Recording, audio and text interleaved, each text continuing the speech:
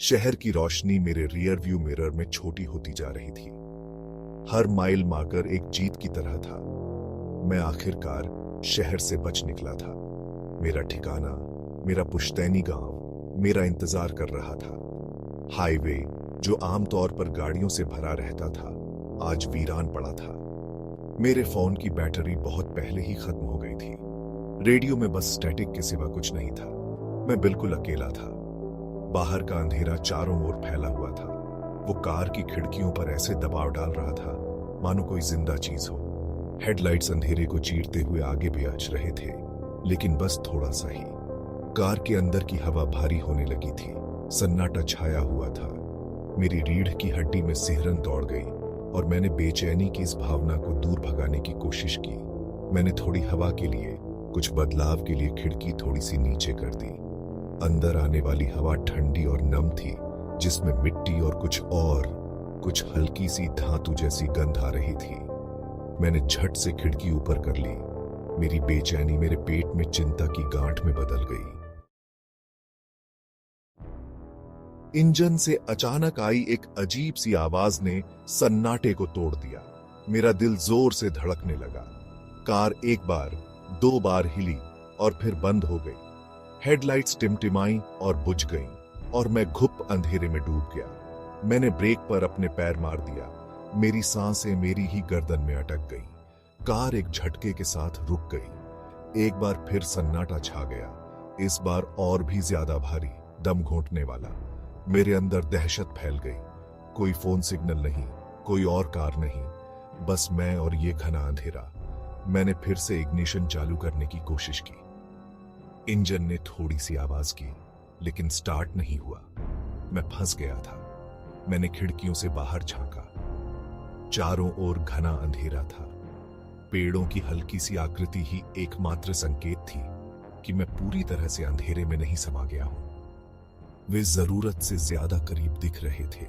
उनकी शाखाएं कंकाल की उंगलियों की तरह मेरी ओर बढ़ रही थीं। एक घना कोहरा तेजी से और चुपचाप अंदर आ रहा था, जो मेरे पीछे की सड़क को ढंक रहा था।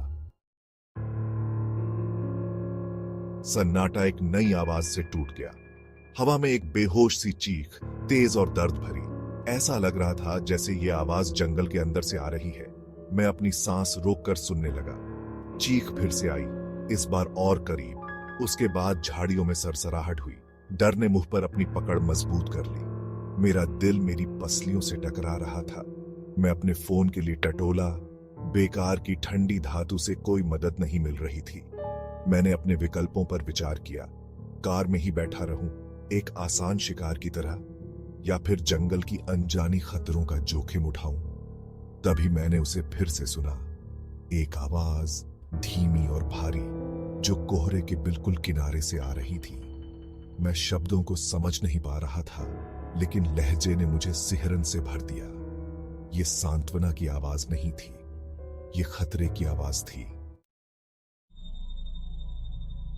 मेरा खून ठंडा पड़ गया। कोई या कुछ वहां बाहर था। मैं अपनी सीट पर सिमट गया। डर के मारे मेरा शरीर जवाब देना बंद कर रहा था।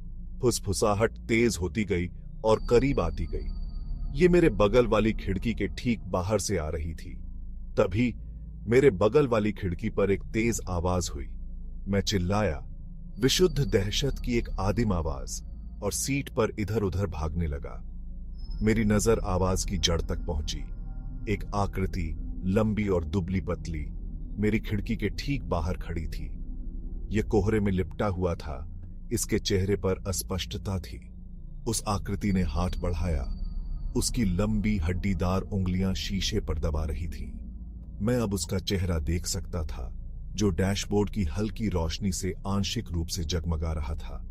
यह प्राचीन था, झुर्रियों वाला था, जिसकी आंखें एक अप्राकृतिक तीव्रता से जल रही थीं। उसके चेहरे पर एक चौड़ी, भयावह मुस्कुराहट फैल गई, जिससे उसके दांत दिखाई दे रहे थे, जो एक बीमार पीले रंग के थे। मैं खिड़की से पीछे हट गया। मेरी सांस छोटी, घबराई हुई फुसफुसाहट में बदल गई। उस आकृति ने अपना सिर घुमाया, मानो मेरे आतंक से भ्रमित हो। उसने अपना मुंह खोला और मैंने खुद को एक और कान फाड़ देने वाली चीख के लिए तैयार कर लिया। लेकिन कोई आवाज नहीं आई, बस एक कर्कश घरघराहट, जैसे पंचर हुए टायर से हवा निकल रही हो। फिर वह आकृति हिल गई। उसने अपना हाथ नीचे सरकाया, जिससे अंधेरे में धातु की एक चमक दिखाई दी। एक चाकू, लंबा और बुरी तरह से घुमावदार, जिसके ब्लेड पर सूखे हुए खून के धब्बे दिखाई दे रहे थे। मेरा दिल मेरी छाती में जोर से धड़क रहा था। मैं फंस गया था, अकेला। किसके साथ? किसके साथ? उस आकृति ने चाकू से इशारा किया, एक धीमी, जानबूझकर की गई हरकत कार के दरवाजे के हैंडल की ओर। वह अंदर घुसने की कोशिश करने वाला था। यह एहसास मुझे एक शारीरिक प्रहार की तरह लगा। मुझे वहां से निकलना था, अभी। मेरे अंदर एकदम से ऊर्जा आ गई। मैं ड्राइवर की सीट के लिए हाँफने लगा। मेरे हाथ इतनी बुरी तरह कांप रहे थे कि मैं स्टीयरिंग व्हील को मुश्किल से पकड़ पा रहा था। मैंने गैस पेडल पर अपना पैर पटक दिया, किसी चमत्कार की प्रार्थना कर रहा था। इंजन गरज उठा। मैंने कार को गियर में डाला और पहियों को घुमाया, बचने के लिए बेताब। कार आगे बढ़ी, कोहरे में किसी अनदेखी चीज से टकराई। मैंने रियर व्यू मिरर में एक नजर डाली। वह आकृति चली गई थी, गायब हो गई। मैंने गाड़ी धीमी नहीं की, इसके बारे में सोचा तक नहीं, बस गाड़ी चलाता रहा। उस मुस्कुराते हुए चेहरे की छवि, वह खून से सना हुआ चाकू मेरे दिमाग में बस गया। जैसे जैसे मैं गाड़ी चलाता रहा, कोहरा छंटने लगा। भोर की रोशनी का पहला संकेत अंधेरे से टूट रहा था। आगे मैंने एक साइन देखा, एक पुलिस चौकी। मुझे राहत मिली। मैं ठीक होने वाला था। मैं चौकी पर रुका। मेरा पूरा शरीर दहशत के बाद के झटकों से कांप रहा था। एक युवा अधिकारी मुश्किल से शेविंग करने लायक मेरी कार के पास पहुंचा। उसने मेरी तरफ देखा।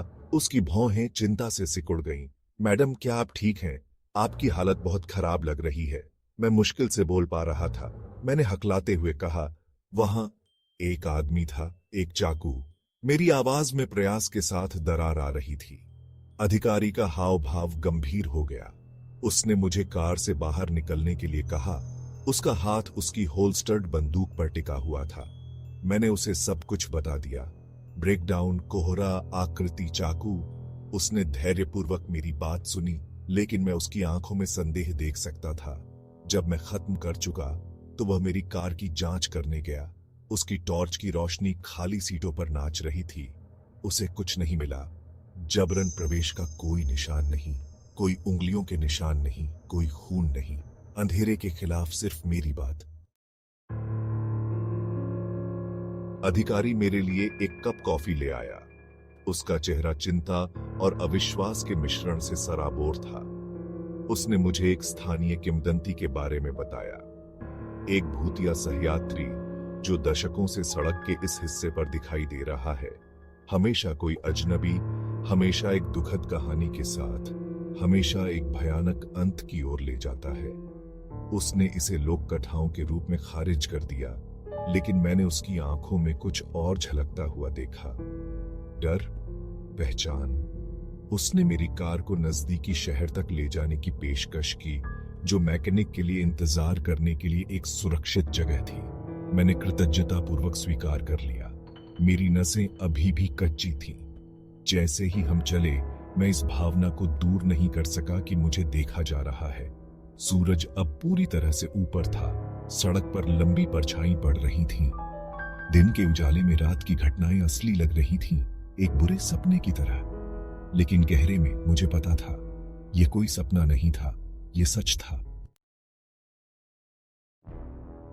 हम सड़क पर एक मोड़ पर मुड़े और मेरा खून ठंडा पड़ गया। मेरी कार सड़क के किनारे खड़ी थी, ठीक आगे, लेकिन यह डरावना हिस्सा नहीं था। ड्राइवर की सीट पर बैठा हुआ, सुबह के सूरज से रोशन, वह आकृति थी जो कल रात थी। यह मुझ पर मुस्कुराया। उसके चेहरे पर एक धीमी शिकारी मुस्कान फैल गई और उसके हाथ में वह खून से सना चाकू था। अधिकारी ने ब्रेक पर जोर से प्रहार किया। उसकी आंखें अविश्वास से फटी की फटी रह गईं। वह अपने रेडियो के लिए पहुंचा, लेकिन तब तक बहुत देर हो चुकी थी। उस आकृति ने अपना सिर घुमाया। उसकी निगाहें मेरी निगाहों से मिली, जो एक बर्फीली आग से जल रही थी। फिर एक बीमार कर देने वाली गड़गड़ाहट के साथ कार आगे बढ़ी, सड़क से नीचे उतरी और पेड़ों में जा घुसी।